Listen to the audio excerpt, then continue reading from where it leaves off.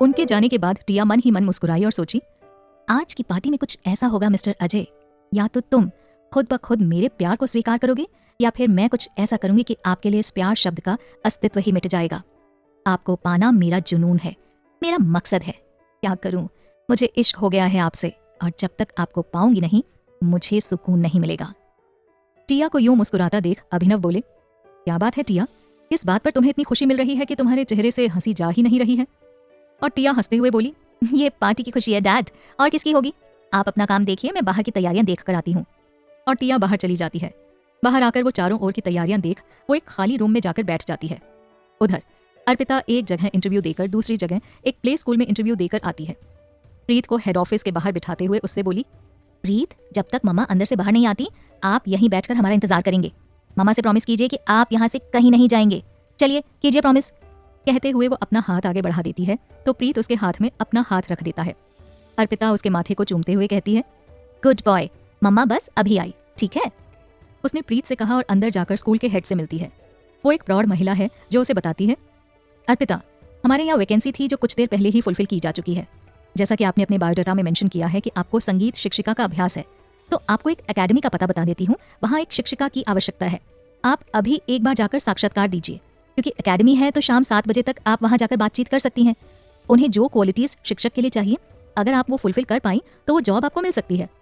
जी अवश्य, हम अवश्य जाएंगे, अर्पिता ने कहा और वो हेड उन्हें एकेडमी का पता बता देती है। तो अर्पिता धन्यवाद कह उन्हें प्रणाम कर वहां से चली जाती है और बेंच पर बैठे प्रीत को साथ ले वहां से एकेडमी जाने के लिए निकल जाती है। वहीं एकेडमी में पार्टी शुरू हो चुकी है और एकेडमी के मैनेजर होने के कारण शान को जबरन उस पार्टी में रुकना पड़ता है। टिया अपने डैड के साथ उस पार्टी में आती है। उसने ब्लैक रंग का चमकता हुआ स्लीवलेस गाउन पहना हुआ है। चेहरे पर हल्के रंग के टचअप के साथ हाई बन विद डायमंड नोज पिन, जिसकी चमक सबको उसकी ओर देखने पर मजबूर कर रही है। शान इन सब चमक दमक से दूर पार्टी में शामिल कुछ एक जान पहचान के लोगों से मिल रहे हैं। शान को देख टिया ने अपने डैड की ओर देखा और बोली, डैड, ये मिस्टर अजय की पत्नी नहीं आई? आपने उन्हें इनवाइट नहीं किया? उसकी बात सुन अभिनव बोले, बेटे आपके सामने ही तो किया था, शायद उन्हें पार्टी में आना जाना पसंद ही नहीं है।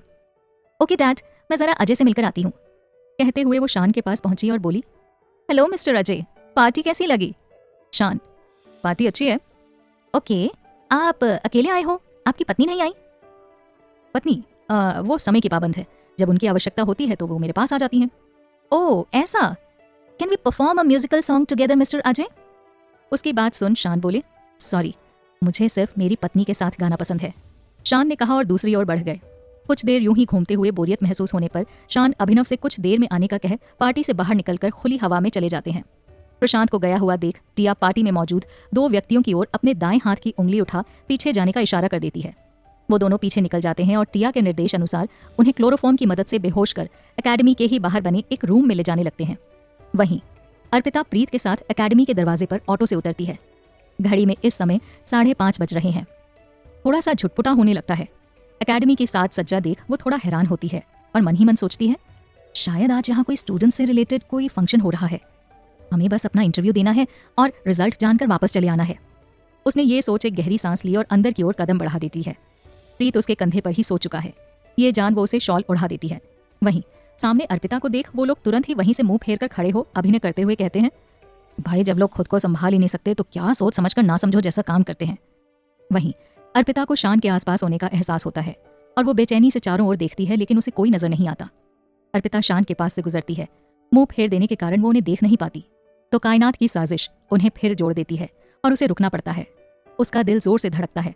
वो पीछे मुड़कर देखती है तो शान के सर को एक व्यक्ति के कंधे से टिका देखती है और फिर उसकी नजर नीचे लटके हाथ में अटके दुपट्टे पर पड़ती है। शान इस अवस्था में, वो भी इस समय, कुछ तो गड़बड़ है। सोचते हुए उसने आगे बढ़ रहे दोनों व्यक्तियों को तेज आवाज देते हुए कहा, रुकिए। और आवाज सुन उनमें से एक व्यक्ति जो साथ चल रहा है वो अर्पिता की आवाज सुन पीछे मुड़ा और गंभीरता से बोला, जी कहिए, आपको कुछ कहना है शायद? हमें जानना था कि ये जो आपके साथ व्यक्ति हैं, इन्हें आप कहाँ लेकर जा रहे हैं? देखने से तो ये होश में नहीं लग रहे हैं। अर्पिता की बात सुन वो व्यक्ति पहले तो सकपकाया, फिर अपने पार्टनर की ओर देखने लगा। उसकी घबराहट से ये साफ समझ आ रहा था कि वो ये काम पहली बार कर रहा है। अर्पिता ने उसकी घबराहट को भांप लिया और कड़क आवाज में बोली, बताते हो या फिर हम यहाँ सबको इकट्ठा कर लें? बताओ, इन्हें कहाँ लेकर जा रहे हो? अरे वो इन्होंने बहुत ज्यादा ड्रिंक कर ली, इसलिए ये लोग इन्हें इनके घर छोड़ने जा रहे हैं। आप लोग जाओ, इन्हें इनकी मंजिल पर पहुंचा दो, टिया ने बाहर जाते हुए कहा। और उसकी आवाज़ सुन अर्पिता ने उसकी ओर देखा तो वो लोग शान को लेकर आगे बढ़ने लगते हैं। टिया को देख अर्पिता एकदम से बोलती है, टिया कुमार द लेजेंड यहाँ। वहीं टिया उसे देख तुरंत पहचान लेती है और मन ही मन बोली, ये फिर मेरे सामने पड़ गई। अब इसे सबक तो मैं बाद में सिखाऊंगी, अभी के लिए तो इसे यहाँ से रफू चक्कर करना आवश्यक है। वो बोली, तुम जिस काम के लिए आई हो वो करो ना, यहाँ क्यों खड़ी हो? पार्टी अंदर चल रही है, जाओ अंदर। जल्दबाजी में टिया इस बात पर ध्यान ही नहीं देती कि अर्पिता वहां पार्टी में क्यों आएगी, और अर्पिता सवालिया नजरों से उसकी ओर देखती है तो टिया फिर बोली, अब जाओ भी, यहाँ मेरे सर पर क्यों खड़ी हो, जाओ। वहीं दुपट्टे में फिर से खिंचाव के कारण अर्पिता का ध्यान टिया से हट शान पर जाता है। शान और ड्रिंक? पॉसिबल ही नहीं है, यहाँ कुछ गड़बड़ है।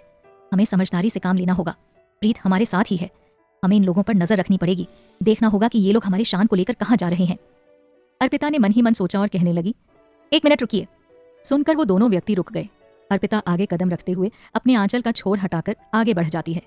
कुछ आगे बढ़कर वो थोड़ी ओट में होने पर वहीं रुक जाती है और उन पर नजर रखने लगती है। वो लोग शान को एकेडमी से बाहर सटकर बने एक रूम में ले जाकर बेड पर छोड़ देते हैं। टिया अपने डैड को फोन करती है और कुछ देर में आने का बोल कॉल कट कर देती है। वो दोनों शान को कमरे में बेड पर छोड़कर बाहर आते हैं। टिया ने आसपास देखा कोई नहीं है। इस बात से संतुष्ट हो वो धीमी आवाज में बोली, काम हो गया ना, तो अब जाकर पार्टी में एंजॉय करो।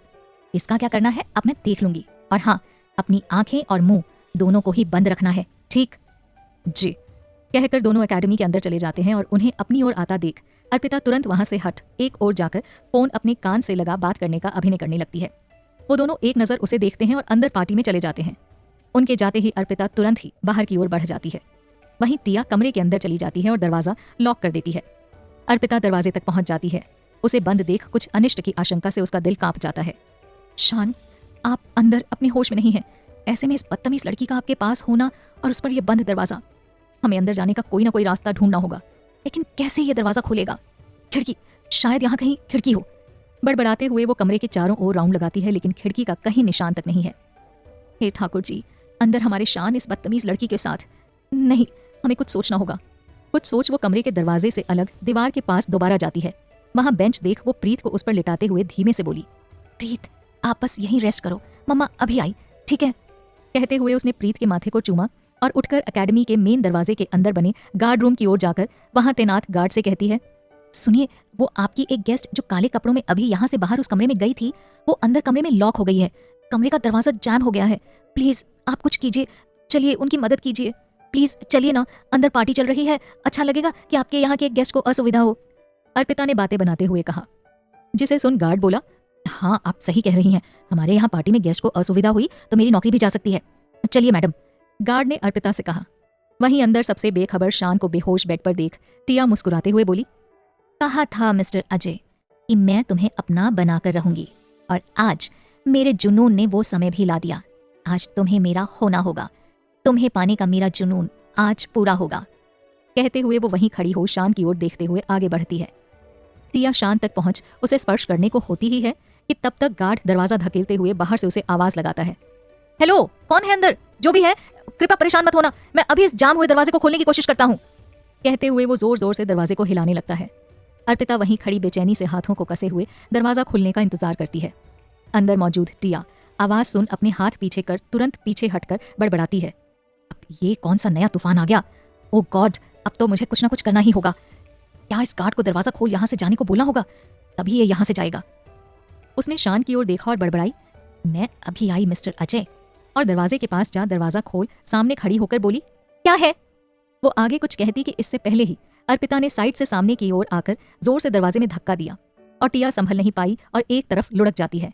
तो अर्पिता बिन एक पल की देर किए सीधा अंदर चली आती है।